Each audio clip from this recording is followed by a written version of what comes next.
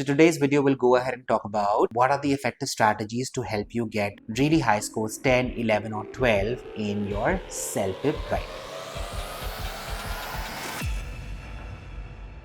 Hi everyone, my name is Vivian, the founder of IELTS and PT with Viv. I have successfully trained a lot of students to get their desired scores in their IELTS, PT, CELPIP and OET examinations as well. Today's video is to talk about CELPIP writing. CELPIP is an examination that a lot of countries are now accepting for their PR, namely Australia and Canada. If you are in Canada and you're applying for your CELPIP examination, you need to probably get a CLB 9 or a CLB 10 to get your PR scores. Now, to get a CLB 9 or a 10 in your PR is something that generally becomes difficult. Secondly, if you're in Australia and if you have to appear for your CELPIP, for your superior English scores, you need to get a 12 in your CELPIP writing. So today's video will go ahead and talk about what are the effective strategies to help you get that really high scores 10, 11 or 12 in your CELPIP writing. Before I jump in further and talk about all the amazing strategies that I have for you today, if you do find this video helpful, do go ahead and like, share and subscribe. Help me grow my channel, share this video with your friends. Do go ahead and help me boost my channel a little further. It will help me to go ahead and provide more free resources to you guys. I'm also going to go ahead and put my Instagram channel, my Telegram link, even my contact information below. So if you have any questions and you'd like to reach out to me, you can go right ahead. Alright, now to talk about CELPIP writing. Your CELPIP writing goes ahead and assesses your ability to communicate effectively through email writing and survey responses. It also emphasizes on your clarity, the way you're writing, and most importantly, vocabulary within a limited word count. Because for CELPIP writing, both of your tasks, be it email or survey, has a word count of 150 to 200. So do go ahead and keep that in mind when you start practicing. There are two types of writing tasks in your CELPIP writing, which is your email writing and responding to survey.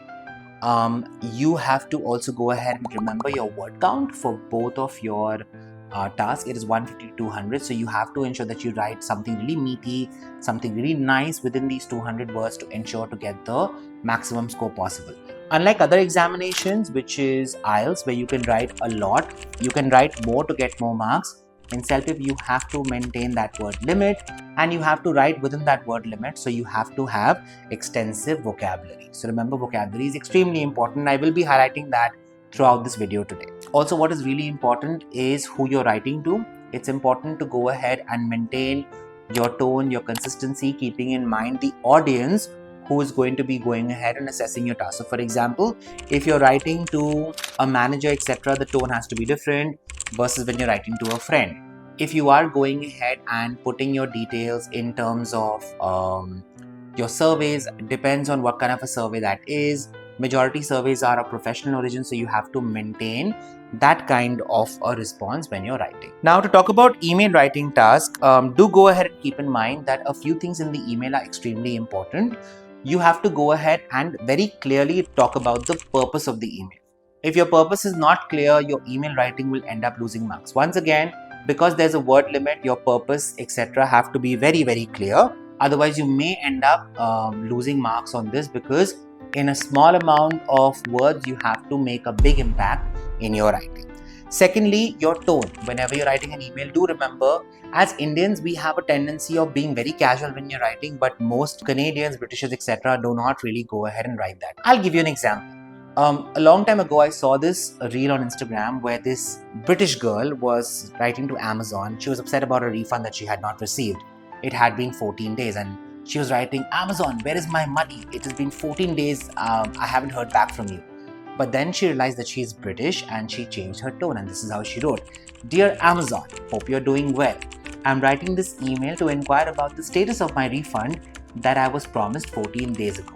You see how the tonality changed? That's very important for you to go ahead and maintain your tonality. Also important for you to go ahead is to logically organize the information given in emails. There'll be 3 bullet points. Make sure you put it in the same manner.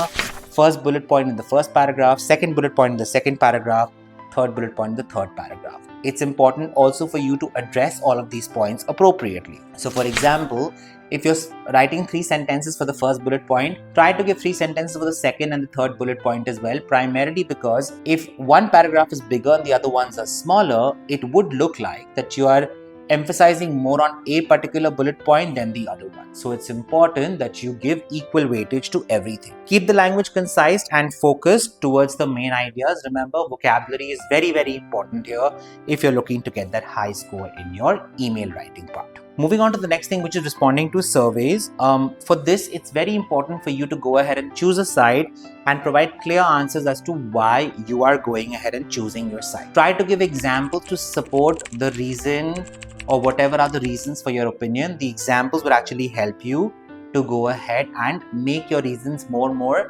realistic in a manner, because your examples are generally used to talk about how this particular opinion or idea is affecting a group of people or has affected somebody. That's generally when we use examples, right? So it's important to use your examples well. Remember, do not go off topic. Remember, whatever you're writing, whichever side you've taken, you have to stay on that. If you go off that, you will end up losing marks. It's important for you to logically organize the information. Always, whenever you're writing your body paragraphs, always give the reason for your view.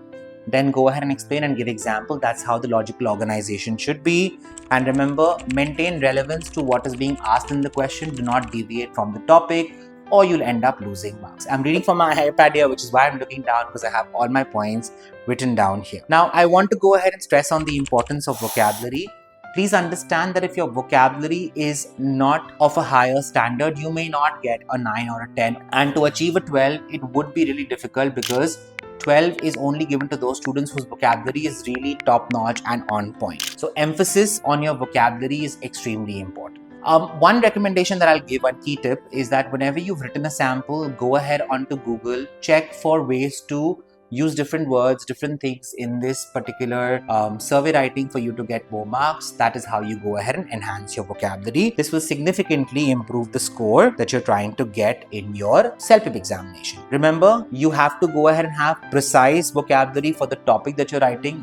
Vocabulary does not mean that you write whatever you want to. Please make it a point that you're writing words that are important to that particular topic. One more thing that I want to go ahead and point out is that it's important to also adapt to a Canadian style of writing when you're doing such writing tasks in CELPIP, okay? For both tasks. Now, let's say as Indians, if you agree to something, I'd probably say something like, I completely agree. But most Canadians would say, I couldn't agree more. These subtle nuances is what helps you to get more marks in your CELPIP examination. So do go ahead and keep that in mind. And for lexical resources, remember, stronger vocabulary is what helps you get more marks in your CELPIP writing. Now, 4 tips I want to go ahead and talk about. Remember, plan, put your ideas properly down.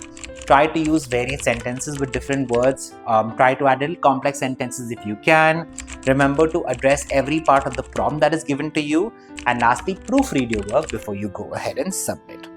Now, if you were to go ahead and follow all of these techniques that I gave you diligently, a 10, 11 or a 12 is not that far for you to get. Okay, so I'm hoping that you found this video helpful. If you did, do go ahead and share, like and subscribe, share this with your friends, other CELPIP aspirants, and help us grow. I'll be posting more videos soon. Thank you so much for watching.